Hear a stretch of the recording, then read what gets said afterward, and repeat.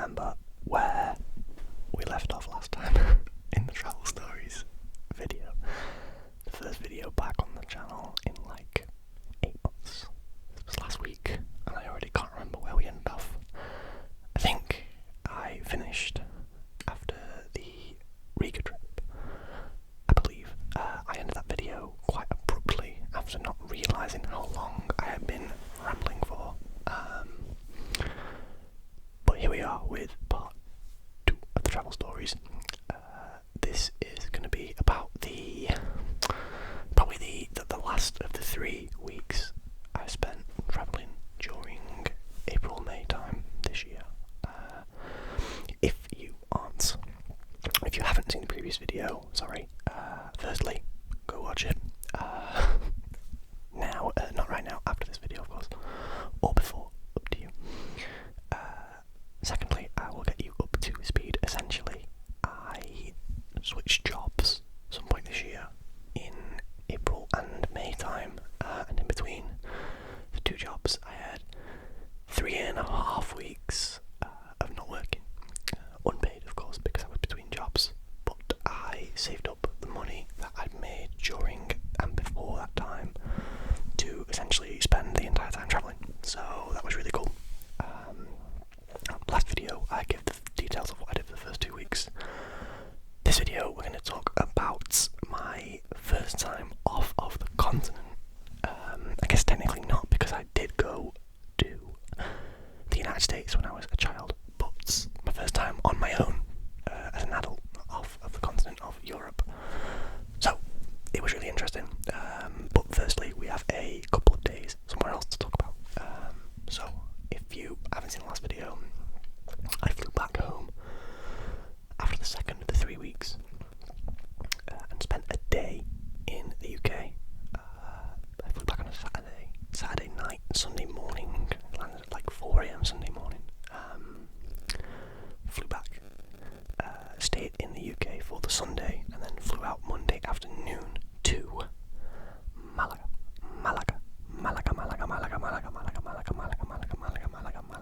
Malaga in the south of Spain.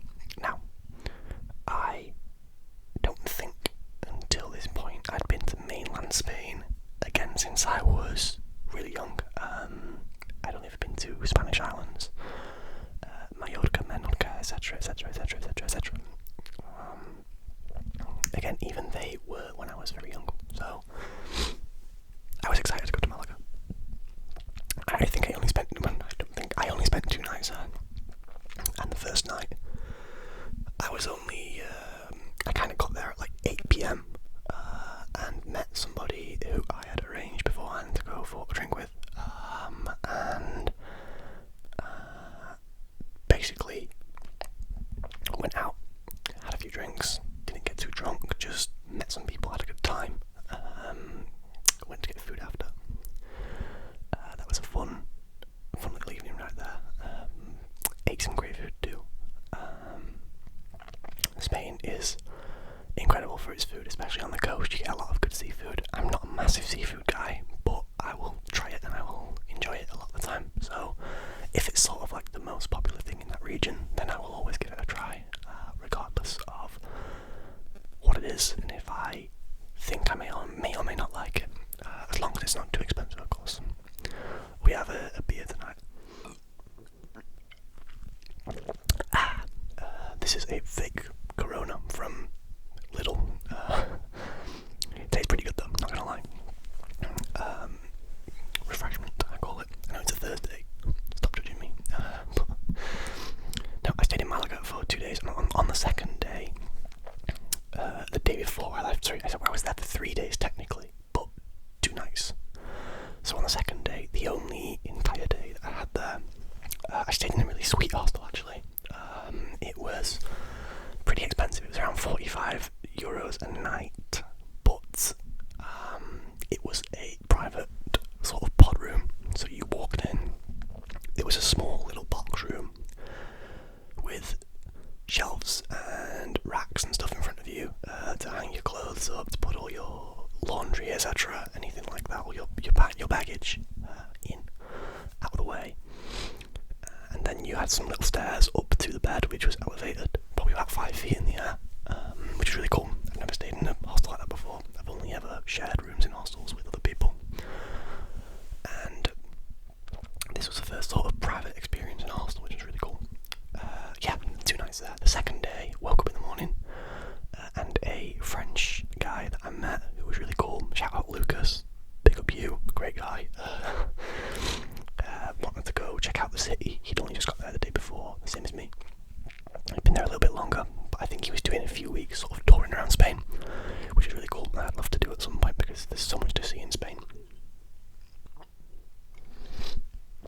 And because it's so accessible for pretty much all of mainland Europe to get to Spain, because it's such a popular place, it's really easy to sort of drop into one place, sort of Madrid, Barcelona, Seville, Valencia, etc., and sort of just make your way to somewhere else, either on a bus, a train, a flight, renting a car, something like that. But yeah, we walked around, got some breakfast. Pastries in Spain are incredible for the most part.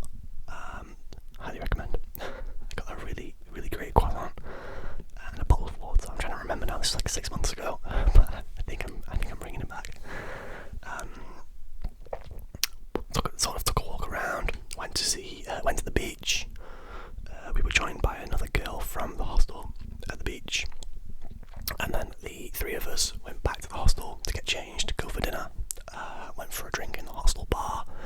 They did free sangria every night in the hostel bar, which is great. I don't love sangria, but a free drink is a free drink. And then went to a pretty posh cocktail bar, actually pretty high-end cocktail bar. The cocktails were like €16 each, which is nothing crazy, but they were really cool.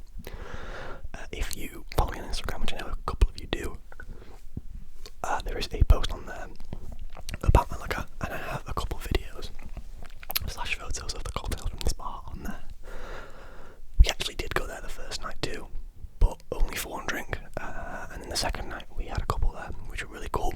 I got a sake based cocktail, which is Japanese rice wine, and I really like sake. It's really cool, really easy to drink, just overall very nice. And then the next morning I went to bed that night, got up the next morning, went to Malaga airport, but didn't go home. No, instead we flew to Marrakesh in Morocco. Now, I've never been to Africa. I've never been to anywhere in northern or the rest of Africa. I had no idea what to expect. I've never been to a country that isn't European culturally, but I was very interested. Landed in Marrakesh, I think it was pretty early, maybe like 1 p.m, 2 p.m. I know I flew at like 10 a.m. and the flight was like 2 hours. And the time zone in Marrakesh is actually, I think it was the same as back in the UK, which was really strange but cool. It made things really easy. Landed in Marrakesh, got a taxi from the airport to the hostel, which was in the middle of all of the markets. I forget what they call their markets over there. The Medina, the Madina, something like that. I'm sorry to any Moroccans who know what it's called and know that I'm getting it wrong. The hostel was in the middle of the Medina, which was really crazy because I got dropped off in by the taxi outside, like a 5-10 minute walk outside of the Medina, and decided the best course of action was just to follow Google Maps, which I'd been told beforehand wasn't very accurate in Morocco because it shows you streets rather than walking places. It shows you like streets that are there, that would be accessible on a map, but may not be accessible in real life in person. So found the hostel pretty easily. Actually, it was pretty much just a straight line for like 10 minutes. Got there, checked in. The hostel was amazing. It was so cool. Had a rooftop area, all in the sun. It was really hot. It was like 32 degrees the entire time I was there in Morocco. Really sunny, clear skies every day. It had a pool that I never used because it was really small, but it was still cool to have. The hostel served its own food. which was great because I was alone at this point. I had a friend who was coming to join me, but I was alone at this point until he got there late that night. And yeah, ate at the hostel because I didn't want to have to walk around on my own just yet. I wasn't too familiar. I didn't want to get lost or anything like that, so I just kind of stayed in the hostel for a little bit. Took some time to relax, met the people in my room. 2 English girls actually from the room who were really cool. They were really nice. Made sort of friends with them, and then when my friend got there later that night, the 4 of us went for a walk around Marrakesh centre, around the Medina to the, I don't know the name of the area in Marrakesh, but it's a huge sort of square tower in the middle. It was really cool. Around the markets, or in the big sort of central square. Yeah, and then got back, went to sleep. If you saw my football shirt video, I bought the purple Real Madrid shirt from a market in Marrakesh. Of course it is a fake, or a replica, whatever you want to call it. But I did buy it from here, just for reference. It was the first night I was there, I bought it from there. So, woke up the next morning, and we had booked a tour for later that day.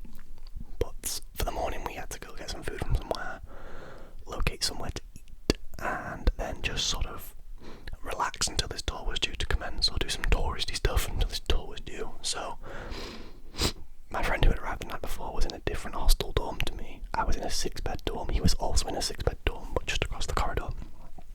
I had 2 girls and a bunch of Americans in my dorm, which is not an issue. Americans are usually pretty chill, excitable. The travellers anyway that I've met, excitable but chill, really cool people. So, apologies. We met 2 guys from his dorm who were from Philadelphia. They were really cool guys. And we went for breakfast with them, went to a mosque with them to look around. That was really cool. I always like to look at sort of local religious culture. I like to go to like a church or a monastery a lot of the time in countries in Europe. So it made sense to visit a mosque in a majority Muslim country, such as Morocco. That was a really cool experience actually, really enjoyed that.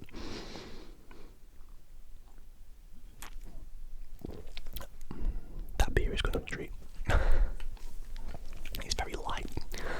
Anyway, went to visit a mosque, finished up there, and then it was about time to go and get on the day trip, which during the time we'd met them, we had convinced the 2 American guys to come with.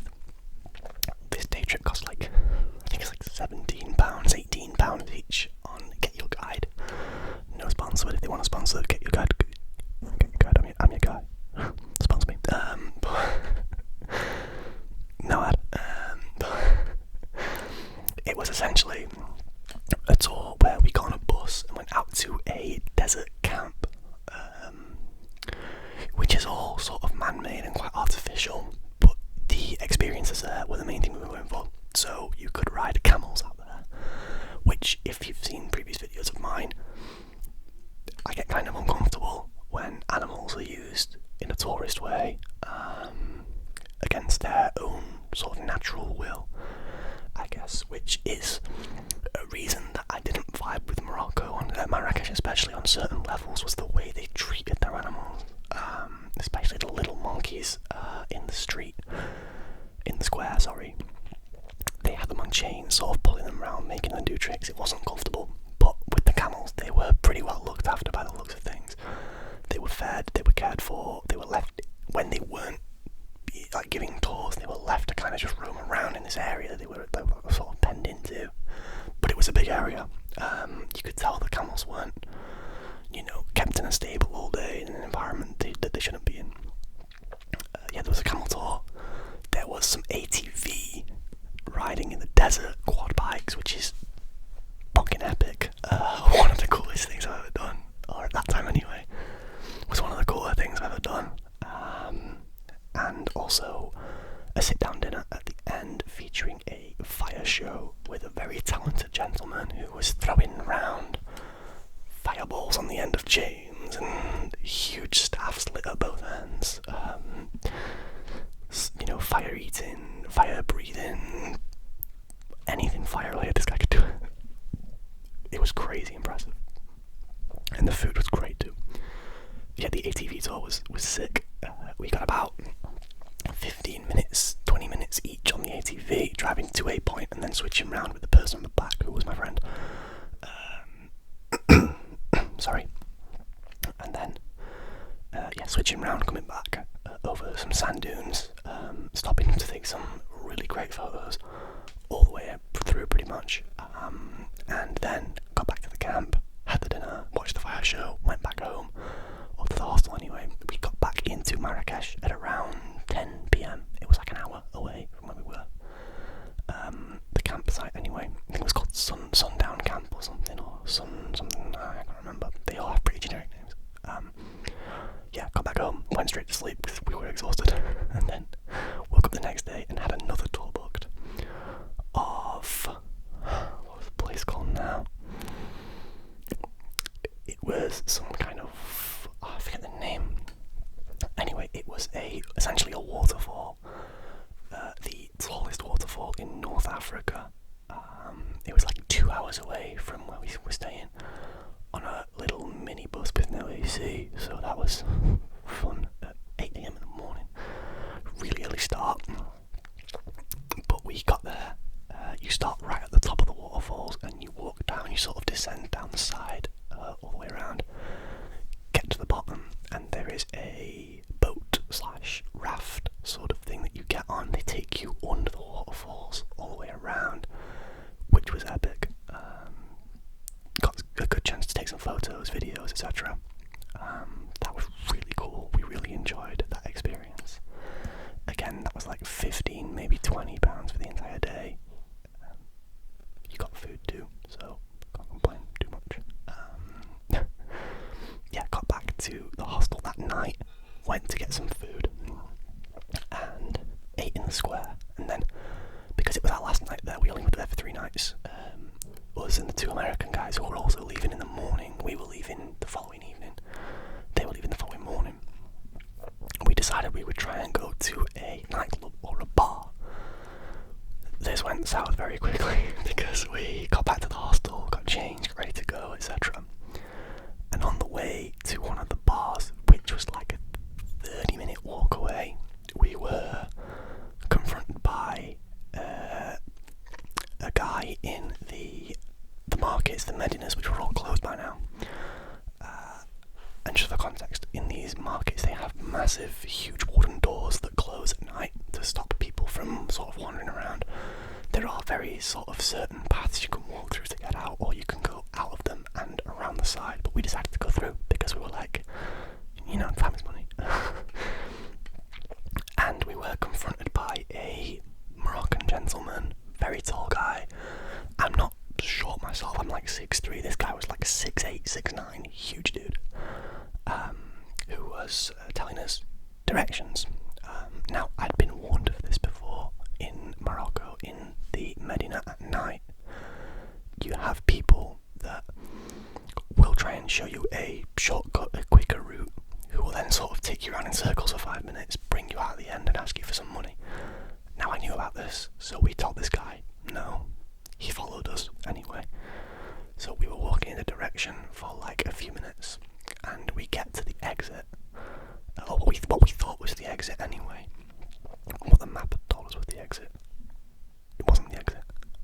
We got to the exit, and this guy was hassling me in particular, for some money, because I was walking the furthest in front to try and find where we were going. And he was like keeping pace with me. He was asking me in particular for some money. I said, no, sorry. We've sort of found our own way, but thank you, but goodbye, kind of thing.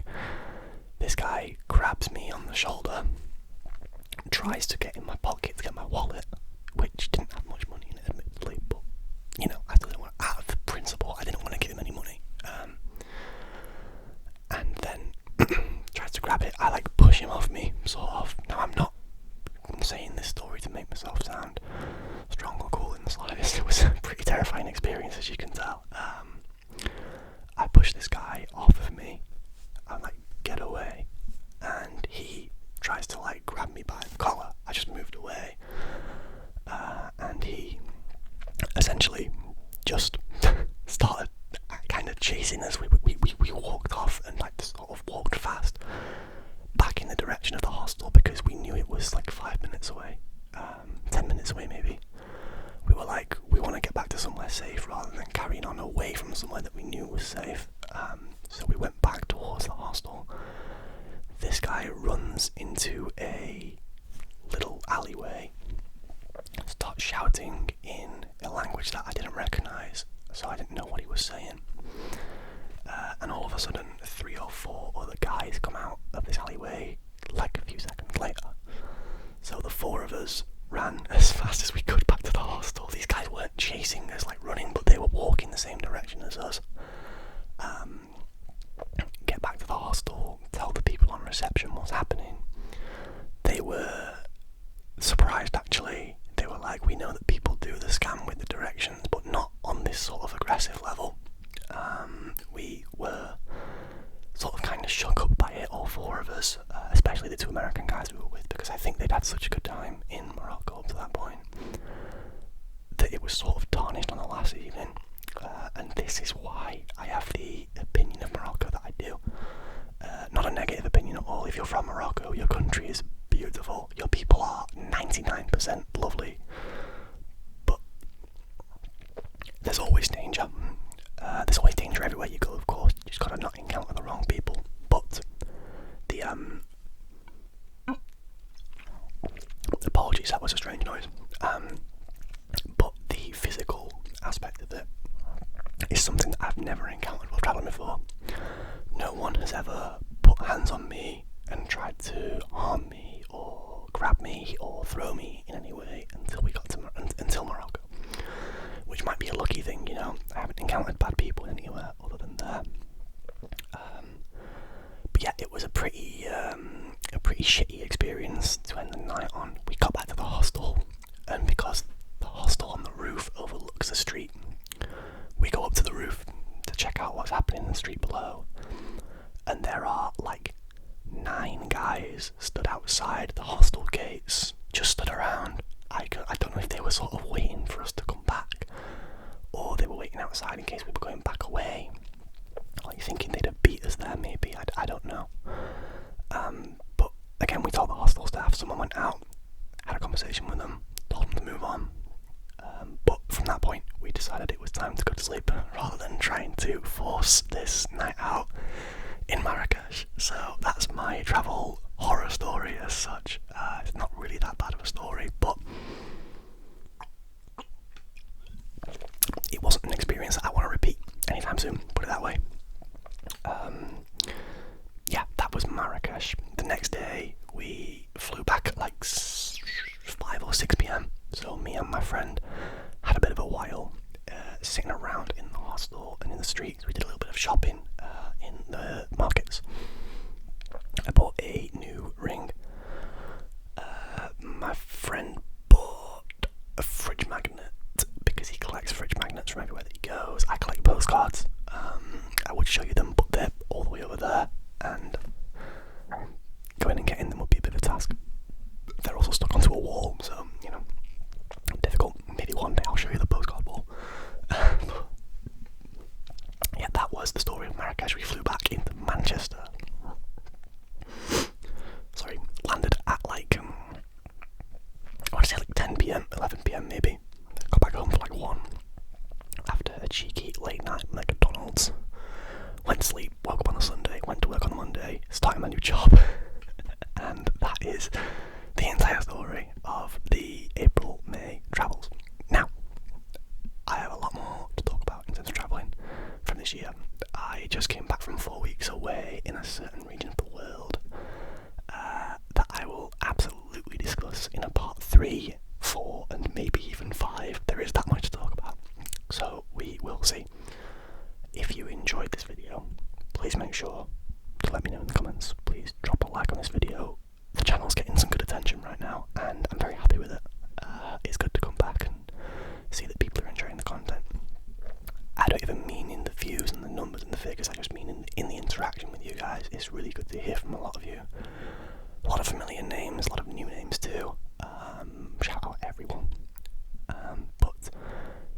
you enjoy this kind of content, please make sure to let me know, because I really enjoy just talking and telling my stories to a camera for 25 minutes.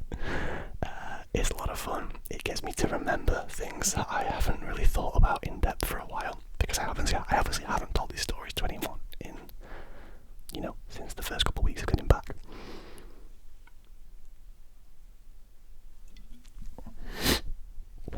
So it's really cool to sort of relive and reminisce things on camera to a hell of a lot more people than have heard it before. So yeah, thank you very much for all your support on the last video, the last Travel Stories video, for your support on every video, every post, every comment, everything. You're all great. Love you. I hope you had a great time watching this video, and I will see you